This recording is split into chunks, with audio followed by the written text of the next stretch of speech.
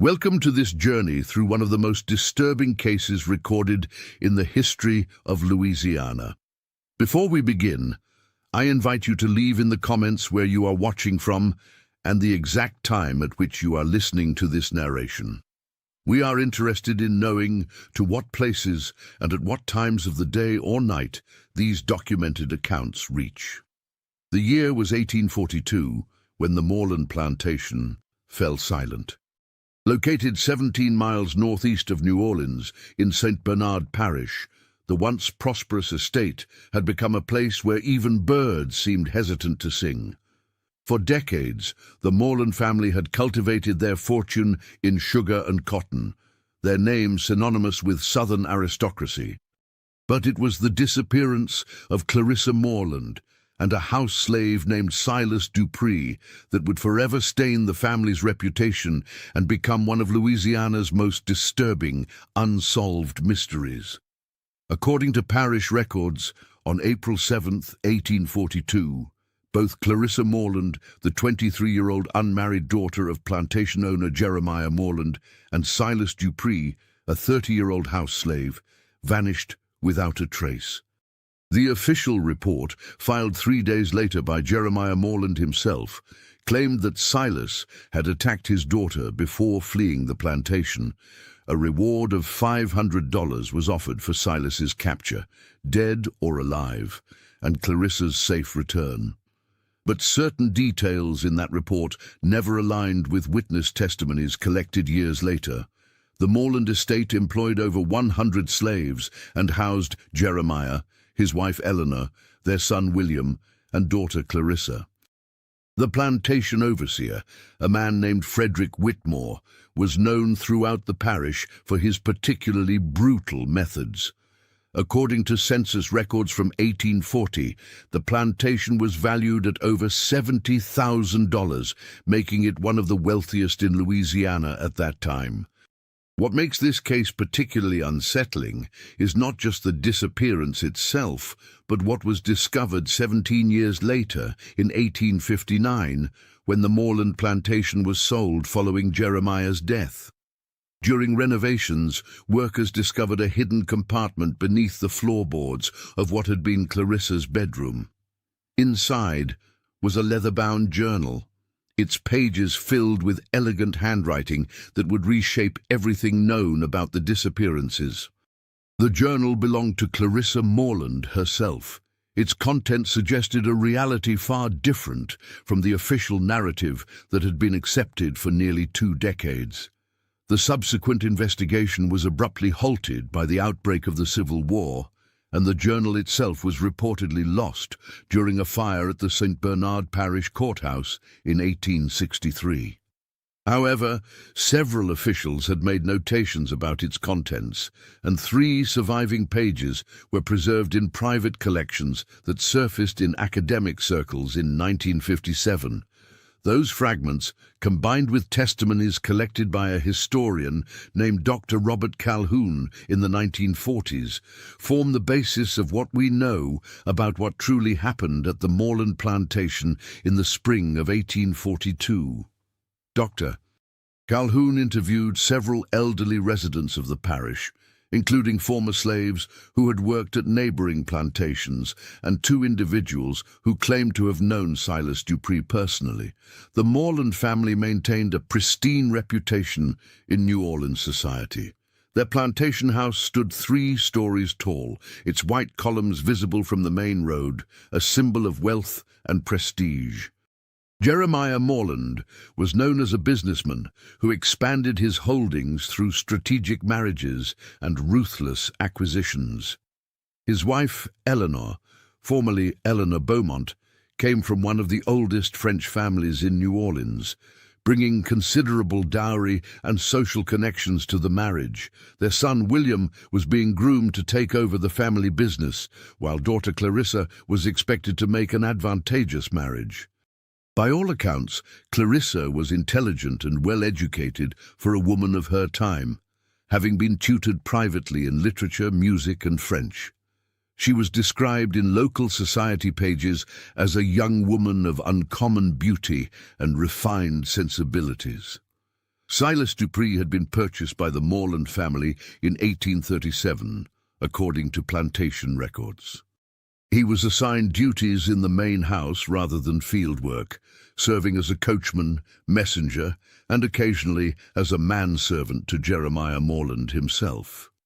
What made Silas unusual, according to accounts, was his literacy, a dangerous and typically forbidden skill for enslaved people in the antebellum South. The winter and spring of 1842 had been marked by unusual tensions on the plantation. Several sources indicate that Jeremiah Morland had suffered financial setbacks due to falling cotton prices and a failed investment in a shipping venture. The family had entertained several potential suitors for Clarissa, including a widower nearly 30 years her senior, who owned neighboring lands that Jeremiah coveted. According to household staff testimonies collected years later, Clarissa had grown increasingly withdrawn in the months leading up to April. She had rejected 2 marriage proposals, causing significant strain in her relationship with her father.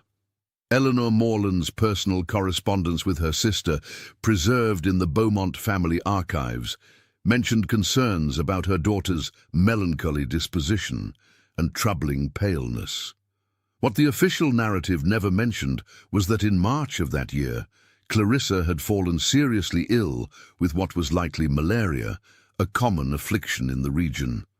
During this period, most of the household staff avoided her chambers for fear of contagion.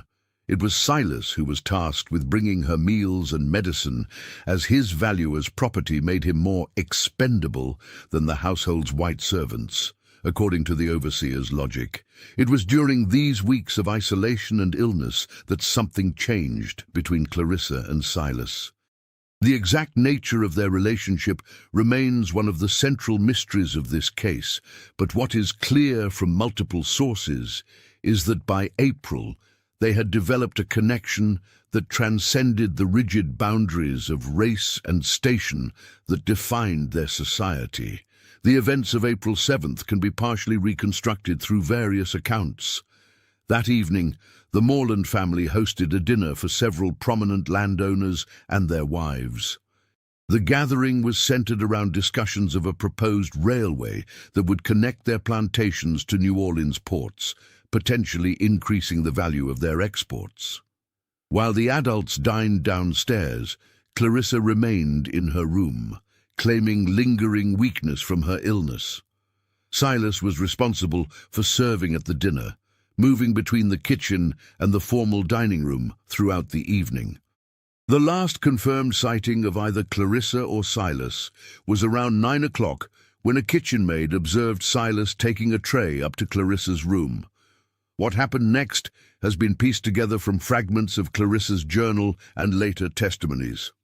According to these sources, sometime after midnight, Clarissa and Silas left the plantation house together. They took nothing but a small parcel of food, a change of clothes for each, and approximately $60 in gold coins that Clarissa had saved from her allowance. Their plan, it seems, was to reach the Mississippi River, where they would board a northbound steamboat. In one preserved journal fragment, Clarissa wrote, "The impossible path now lies before us. I know the dangers we face, yet remaining has become the greater peril. S. says we must trust no one.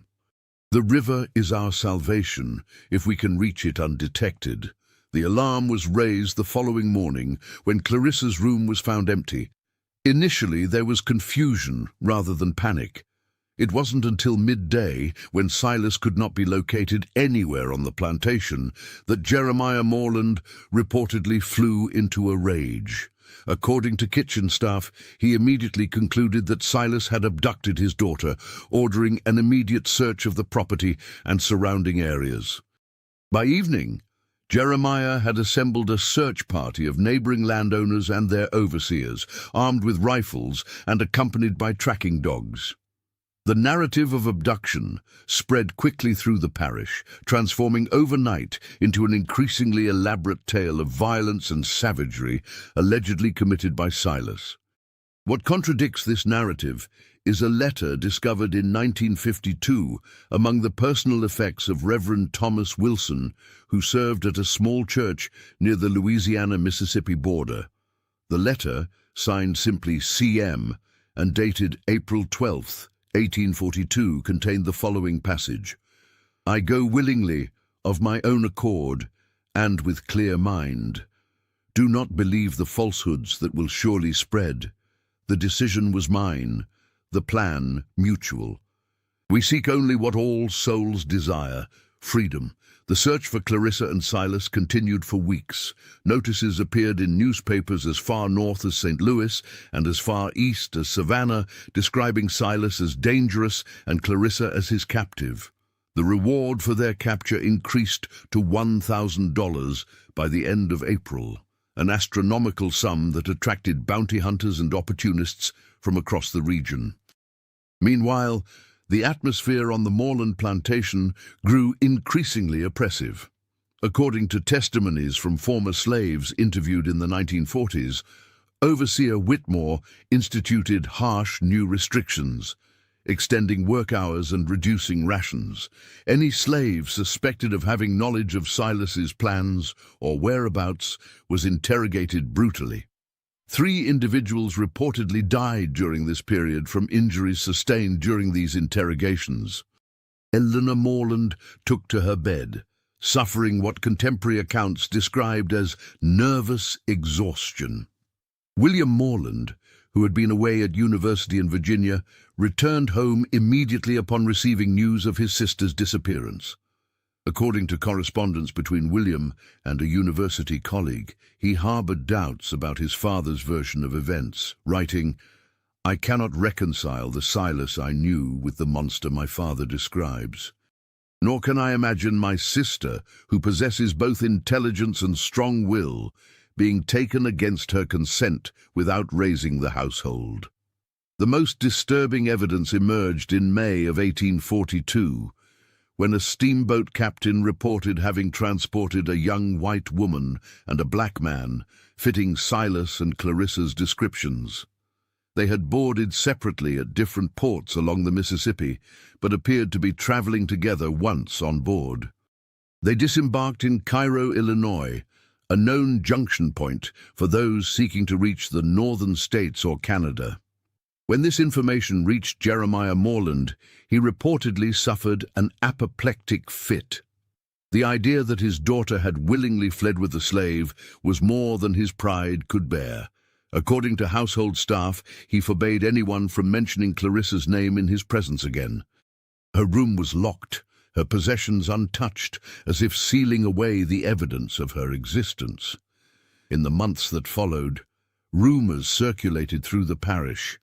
Some claimed to have seen Clarissa in New Orleans, disguised as a wealthy widow. Others insisted that Silas had been captured and killed in Mississippi, though no body was ever produced.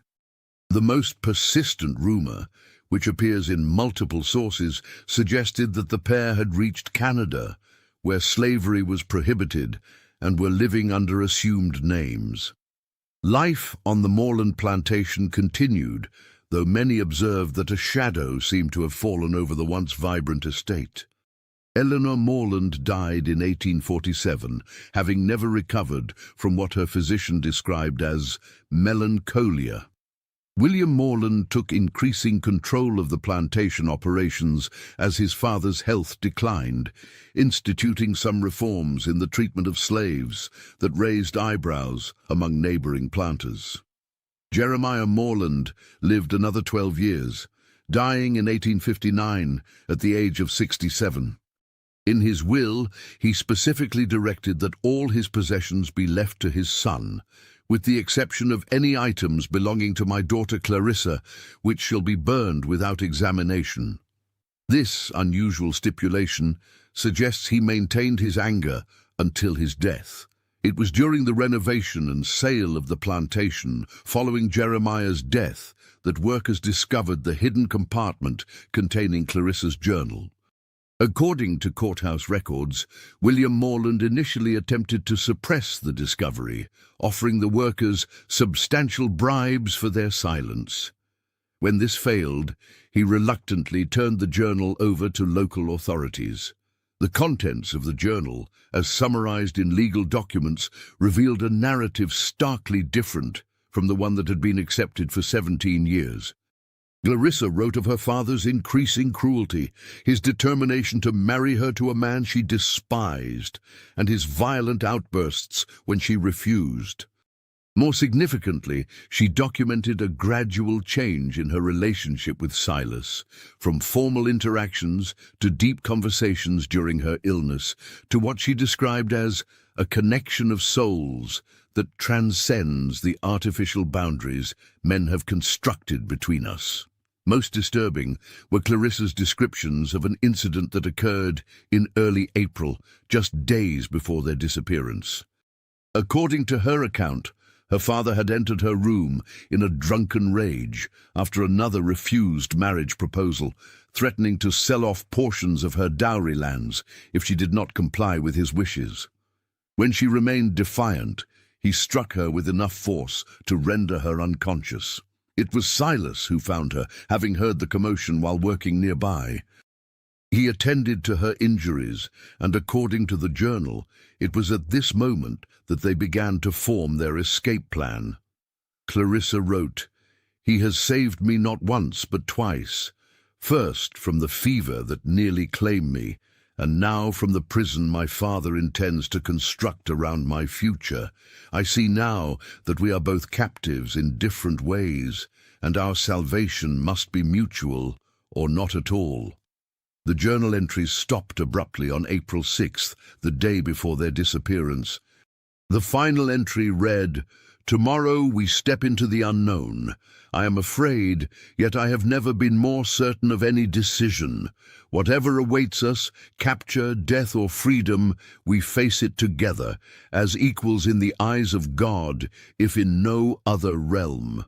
The discovery of the journal created a minor scandal in St. Bernard Parish, though by 1859 the nation was preoccupied with the growing tensions that would soon erupt into civil war.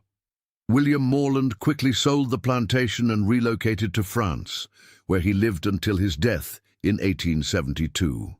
The investigation into the disappearances was officially reopened based on the journal's contents, but with the outbreak of war in 1861, it was soon abandoned.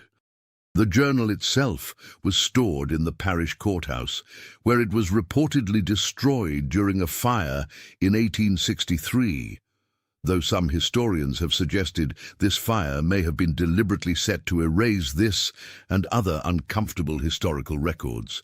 The final confirmed trace of Clarissa and Silas comes from a census record discovered in the archives of a small town near Toronto, Canada. The 1851 census lists a Charles and Sarah Dupont, described as husband and wife, mulatto, operating a small tailoring shop. While the names differ, several details align with what is known about Clarissa and Silas.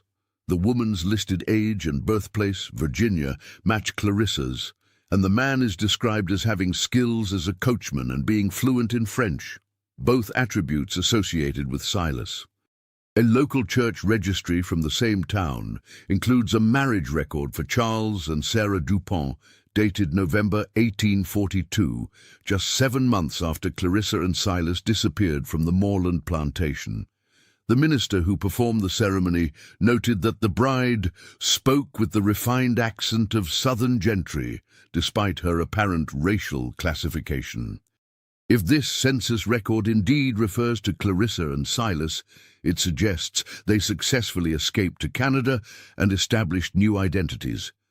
The record shows they had no children as of 1851. After this single appearance in official documents, the trail goes cold. No further records have been found for Charles and Sarah Dupont in subsequent Canadian censuses or church registries. In 1942, exactly 100 years after the disappearance, historian Dr. Robert Calhoun published a monograph titled The Moreland Mystery, Race, Class, and Forbidden Connections in Antebellum, Louisiana. The work received little attention at the time, overshadowed by World War II, but has since become a significant reference for scholars studying interracial relationships in the pre-Civil War South. Dr. Calhoun's research included an interview with Adeline Winters, a woman claiming to be the granddaughter of Clarissa and Silas. Born in 1895 in Chicago, Winters provided family photographs and letters that she claimed had been passed down from her mother, including a miniature portrait that bears striking resemblance to the only known painting of Clarissa Moreland.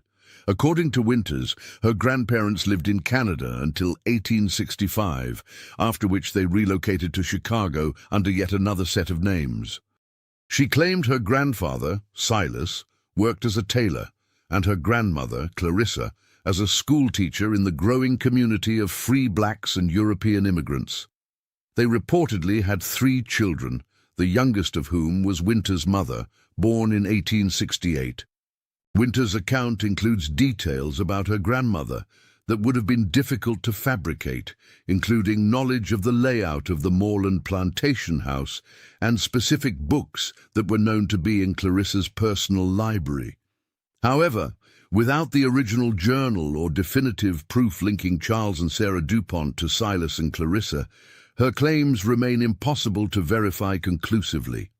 What makes this case particularly haunting is not just the forbidden relationship that developed between Clarissa and Silas, but the lengths to which the Moreland family went to erase it from history. The official narrative of abduction and violence served multiple purposes.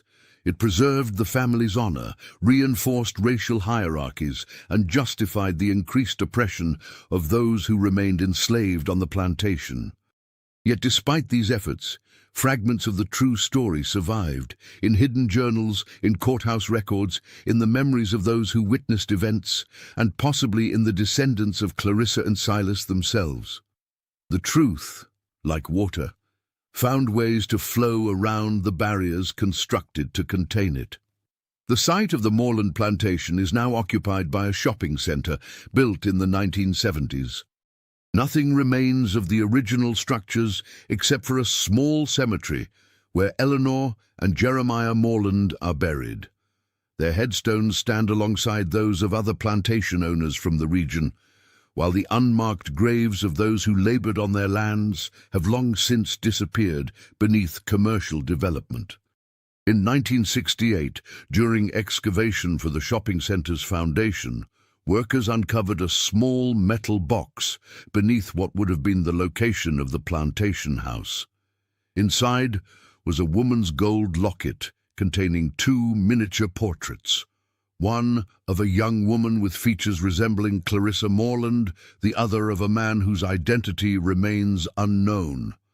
Also in the box was a handwritten note, its ink faded but still legible. "Remember us not as they would have us remembered, but as we truly were." The locket and note were donated to the Louisiana State Museum, where they remained in storage, largely forgotten, until a graduate student researching interracial relationships in the antebellum South rediscovered them in 1957. The museum briefly displayed these items as part of an exhibition on hidden histories of the South, but removed them following complaints from descendants of the Moreland family. Today, the story of Clarissa Moreland and Silas Dupree exists in a liminal space between documented history and legend. Without conclusive evidence, we cannot know with certainty what became of them after their disappearance, whether they found the freedom and life together that they sought, or whether their journey ended in tragedy, as so many similar attempts did. What we do know is that their story challenges the sanitized narratives often presented about this period in American history. It reminds us that the rigid boundaries of race, class, and gender were never as impermeable as those in power wished them to be. Behind the grand facades of plantation houses, human connections formed that defied the social order, sometimes with profound consequences. The last known reference to anyone connected with this case comes from a Chicago newspaper obituary dated 1968. It announces the death of Adeline Winters at age 73, noting that she was survived by 2 sons and a daughter. The obituary mentions that, per her wishes, she was buried with a family heirloom locket containing portraits of her grandparents who escaped slavery in Louisiana before the Civil War. Whether this locket is the same as the one found at the Beaumont Plantation site remains unknown. Like so many aspects of this story, it exists in that uncertain territory where documented fact blends with oral history and family legend. Perhaps the most profound aspect of the Beaumont mystery is how it continues to resonate more than 150 years later. It speaks to the human capacity for both cruelty and courage, for constructing artificial boundaries and for transcending them at great personal risk. It reminds us that throughout history, individuals have defied seemingly insurmountable odds in pursuit of freedom and connection. The whispers of what happened at the Beaumont Plantation in the spring of 1842 have never completely faded away. They echo still in fragments of journals, in census records, in family stories passed down through generations, and in the questions that remain unanswered. In the silence between documented facts, we sense the presence of 2 individuals who dared to imagine a different future than the one prescribed for them by the circumstances of their birth. And perhaps that is the most disturbing element of this story. Not that it ended in tragedy, as so many similar stories did, but that it suggests the possibility of escape, of reinvention, of connection across the boundaries that society deems inviolable.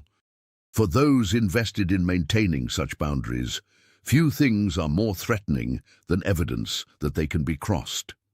The final fate of Clarissa Morland and Silas Dupree remains unknown, but in the absence of conclusive evidence, their story has become something more than mere history. It has become a symbol, a whispered possibility that continues to unsettle our understanding of the past and its relationship to our present.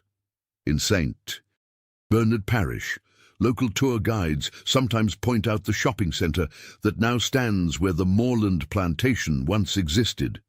Few mention the story of Clarissa and Silas, yet occasionally visitors report a strange feeling when standing on that ground, a sense of being watched, of hearing whispers just beyond the range of comprehension. Whether this is the power of suggestion or something more is impossible to say. What is certain is that somewhere beneath the concrete and commerce, the earth holds memories of those who lived, suffered, loved and disappeared from this place nearly 2 centuries ago. Their story, like so many others from that troubled period in American history, reminds us of the human cost of systems built on ownership of other human beings, and of the extraordinary courage of those who risked everything to challenge such systems. As twilight falls over St. Bernard Parish, the shopping centre empties. Traffic thins on the highway that now cuts through what were once fields of cotton and sugarcane.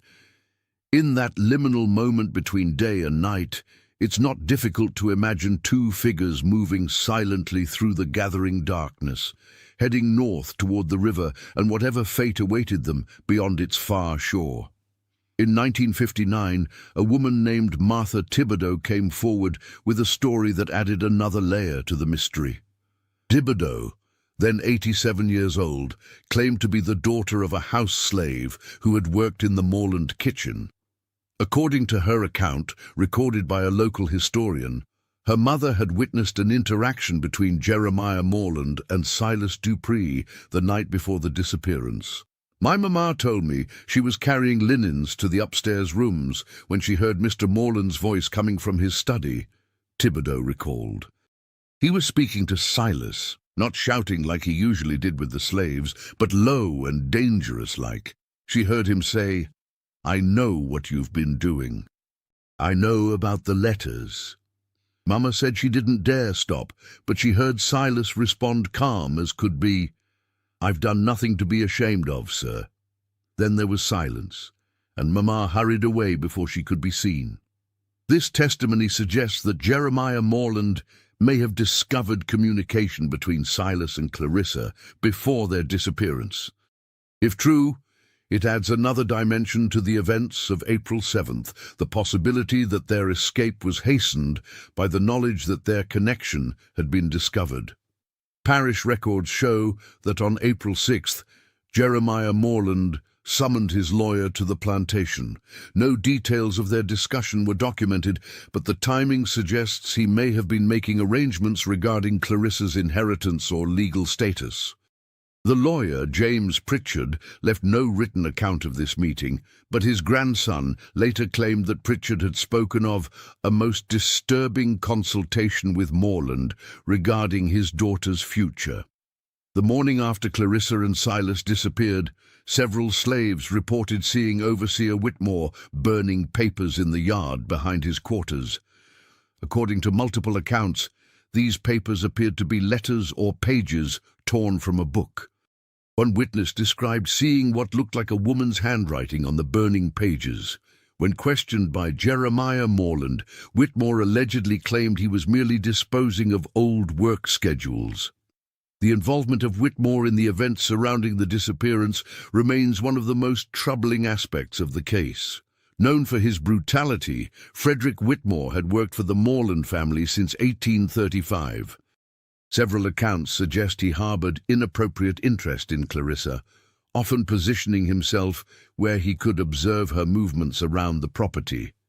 In her journal, according to the fragments that survived, Clarissa wrote of her discomfort with Whitmore's presence. "His eyes follow me in a manner that makes my skin crawl.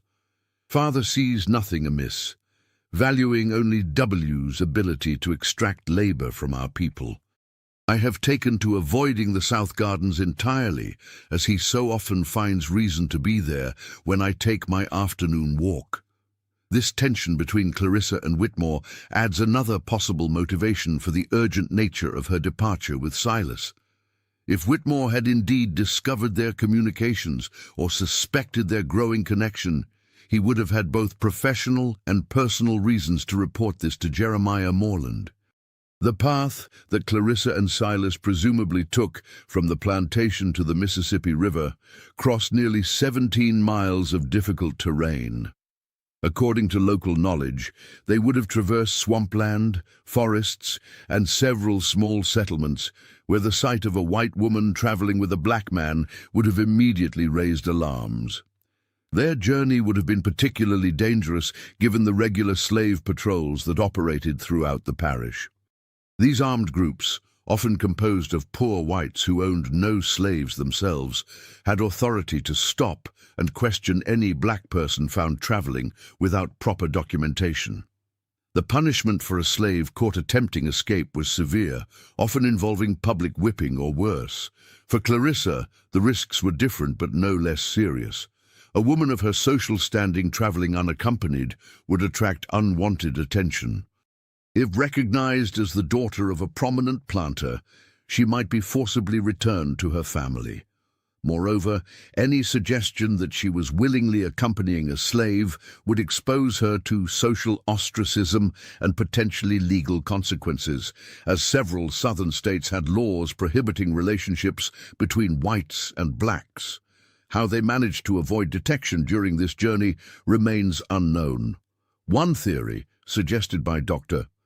Calhoun in his research, is that they may have received assistance from members of the region's small but active abolitionist network.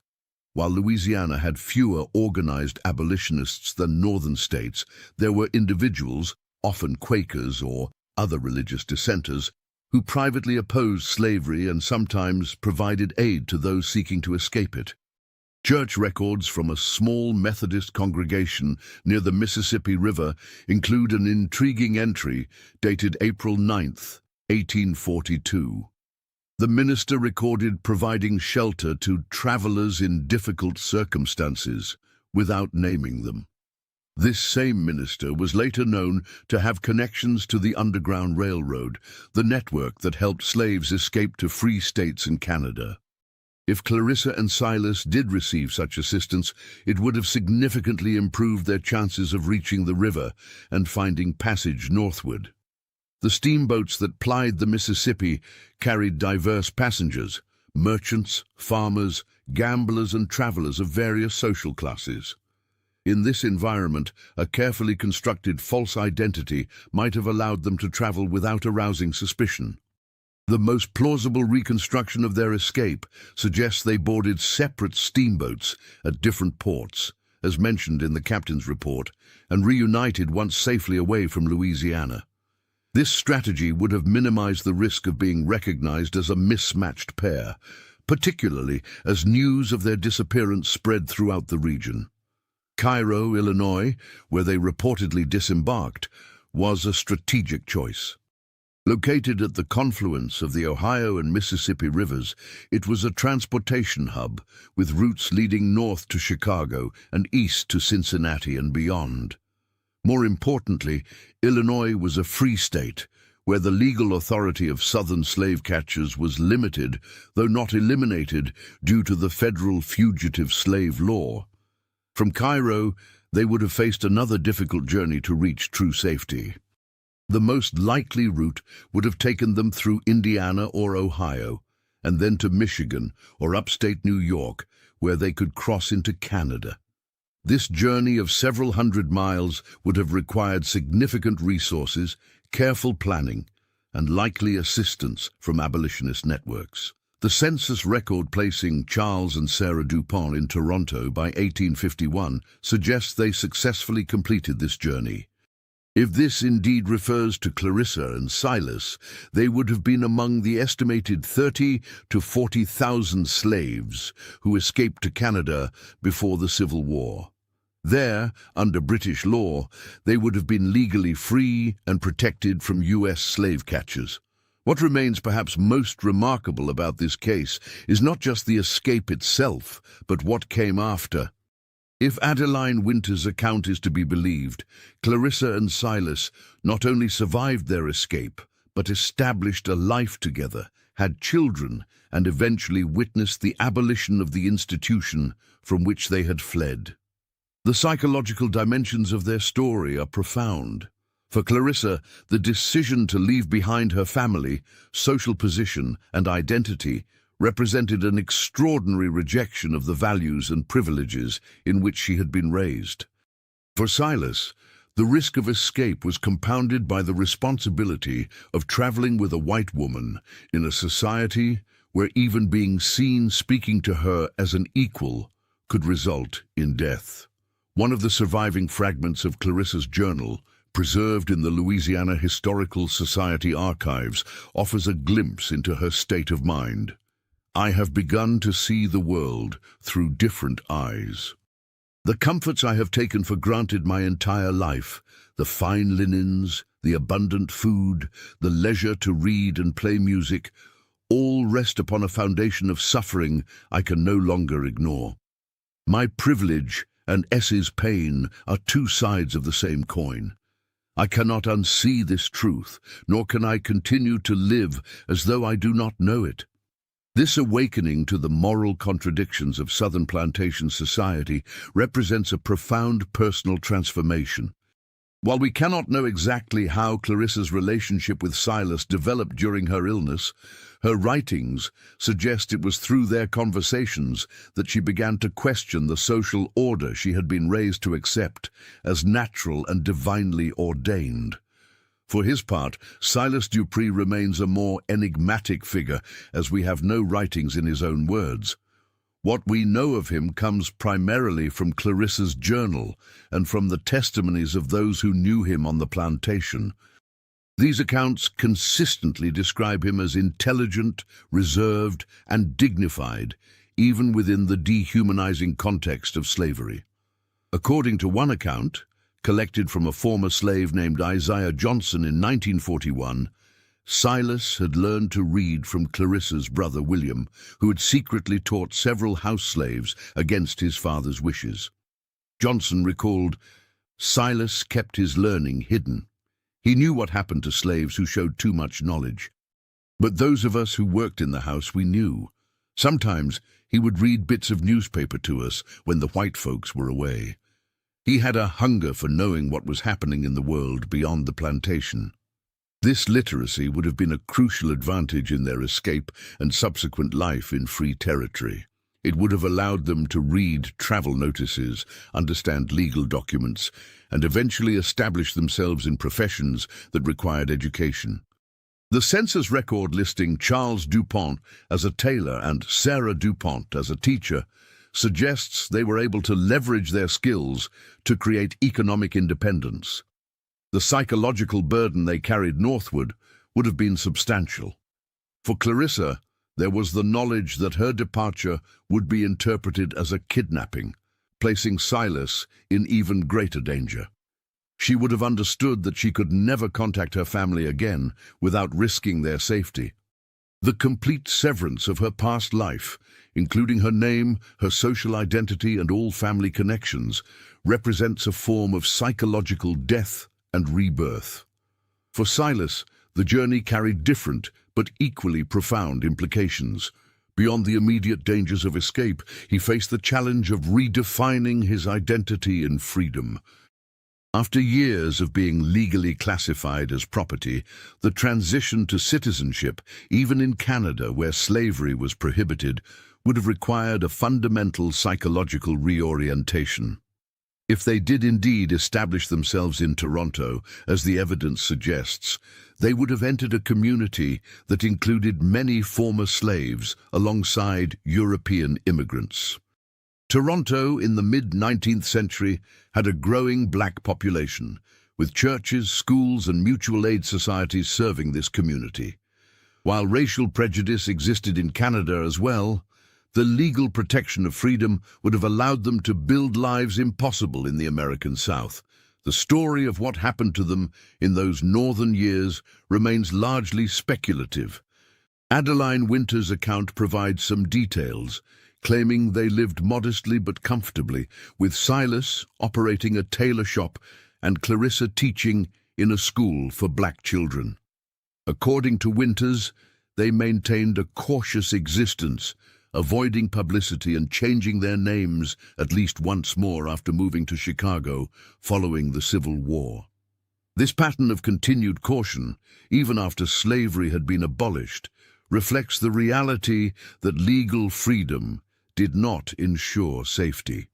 Even in the post-Civil War period, a white woman known to have fled with and married a former slave would have faced significant social ostracism and potentially violence. The decision to maintain a low profile suggests an ongoing awareness of these dangers. One particularly poignant detail from Winter's account concerns how Clarissa and Silas explained their unusual family situation to their children. According to Winters, they were truthful about their past, but selective in what they shared with outsiders. The children were raised understanding that their family history was both precious and potentially dangerous knowledge. My mother told me that grandmother would sometimes become very quiet when reading newspaper accounts of the South, Winters recalled in her interview with Dr. Calhoun. Once, they read about the death of a man named Moreland, and grandmother excused herself and did not emerge from her room until the following day. They did not speak of it, but my mother remembered it clearly even decades later. This small anecdote, impossible to verify independently, suggests the complex emotional reality that Clarissa may have experienced, the simultaneous relief of escape and the grief of permanent separation from her family. It hints at the psychological weight carried by those who made such radical breaks with their past. The social context in which Clarissa and Silas escaped adds additional layers to their story. The early 1840s was a period of increasing tension over slavery in the United States. The abolitionist movement was gaining momentum in the North, while Southern states were hardening their defense of the institution. Louisiana, like other Deep South states, had enacted increasingly strict laws governing slave behavior and limiting manumission, the freeing of individual slaves. In this climate, an escape like theirs would have taken on broader significance beyond their personal circumstances. For supporters of slavery, it would have represented evidence of the corrupting influence of abolitionist ideas and the need for stricter control.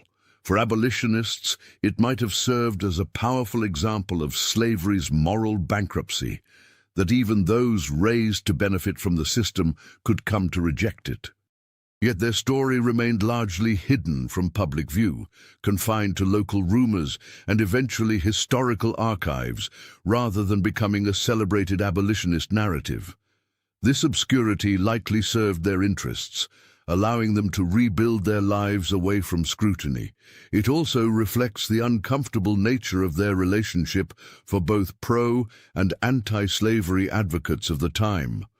Many white abolitionists, while opposing slavery, still maintained racist views and would have been uncomfortable with an interracial relationship. Meanwhile, the Southern pro-slavery narrative preferred to portray Clarissa as a victim rather than acknowledge her agency in choosing to leave with Silas, as this undermined racial ideologies that portrayed white women as needing protection from black men. The discovery of Clarissa's journal in 1859 occurred at a particularly volatile moment in American history. The nation stood on the brink of civil war, with the question of slavery at the center of the growing conflict.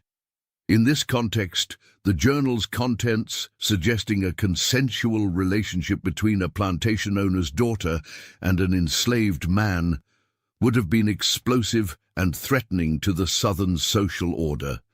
This timing likely explains the limited public attention the discovery received and the subsequent disappearance of the journal itself.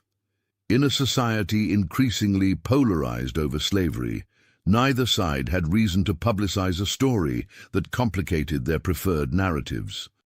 The journal's reported destruction in the courthouse fire of 1863, while not conclusively proven to be deliberate, coincided with a period when many records that contradicted the romanticized lost cause narrative of the antebellum South were mysteriously lost or destroyed. The systematic erasure of such counter-narratives represents another form of violence in the historical record.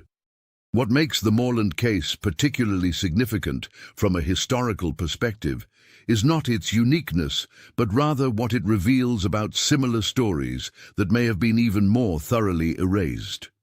While interracial relationships in the antebellum South are often portrayed as primarily exploitative, with white men holding power over enslaved black women, the story of Clarissa and Silas suggests a more complex reality.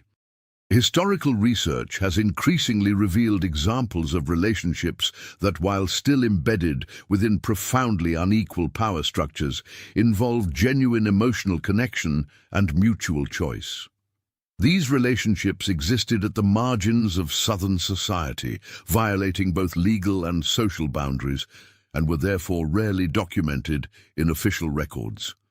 The physical spaces where Clarissa and Silas's story unfolded have themselves been transformed over time, erasing most tangible connections to their existence.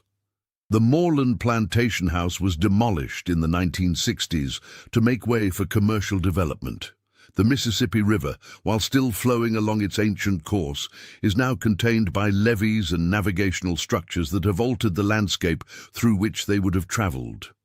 In Chicago, where they reportedly lived their later years, the neighborhood described in Evelyn Beaumont's account has been redeveloped multiple times. The school where Clarissa supposedly taught was demolished during urban renewal projects in the 1950s. The physical traces of their lives have been covered by layers of concrete and new construction, much as their story has been buried beneath official narratives and the passage of time.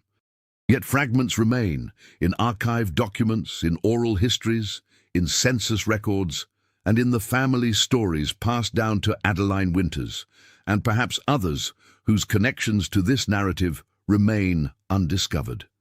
These fragments, like pieces of a shattered mirror, reflect different aspects of a story that can never be fully reconstructed but continues to haunt our understanding of the past.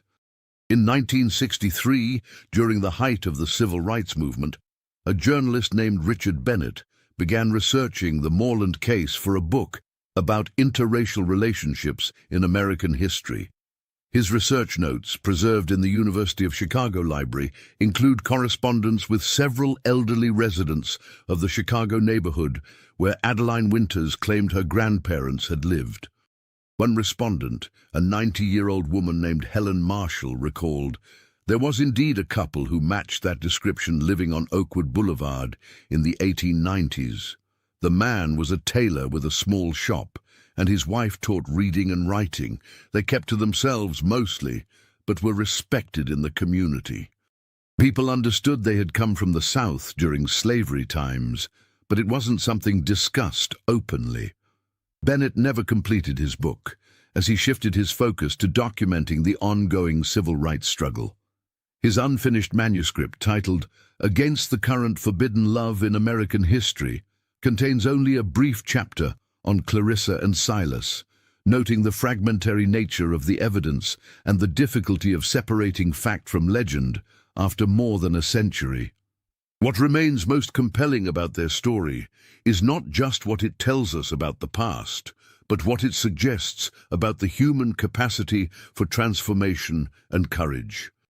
If the reconstructed narrative is accurate, both Clarissa and Silas made choices that required them to reimagine themselves outside the identities they had been assigned by their society. She, as a privileged Southern belle destined for marriage within her class. He, as human property whose existence was defined by servitude. Their journey, physical, emotional and moral, represents a radical rejection of the world they knew and a leap into profound uncertainty. The risks they took and the obstacles they faced remain almost unimaginable from our contemporary perspective, yet the fragmentary evidence suggests they succeeded in creating a life together beyond the boundaries their society had established as inviolable. As the sun sets over what was once the Beaumont Plantation, the shopping center's lights create pools of harsh illumination in the gathering darkness. Cars pass along the highway, their drivers unaware of the history beneath the asphalt. In New Orleans, tour guides lead visitors through the French Quarter, recounting sanitized versions of antebellum society that rarely mention stories like that of Clarissa and Silas. Yet in archives, in family histories, and in the physical landscape itself, traces remain for those who know how to look for them. The story of Clarissa Morland and Silas Dupree continues to unsettle easy narratives about the American past, reminding us that beneath the broad strokes of historical change lie countless individual lives, marked by both tragedy and transcendence. Perhaps somewhere in a family Bible, in a forgotten box of letters, or in the fading memories of the very elderly, more pieces of their story wait to be discovered.